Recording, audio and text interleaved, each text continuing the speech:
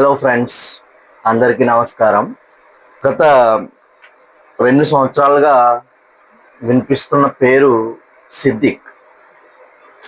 ఏంటంటే మనోడు నిరుద్యోగ జేఏసీ అని చెప్పి నిరుద్యోగులను నమ్మించి నిరుద్యోగులకి జేఏసీకి అధ్యక్షుడిగా మారాడు.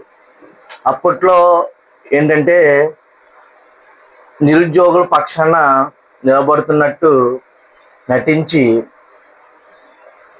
వారిని నమ్మించి నిరుద్యోగ జేఏసీ అధ్యక్షుడిగా చలామణిలోకి వచ్చాడు. తర్వాత జరిగిన సంఘటనలు ఏంటి?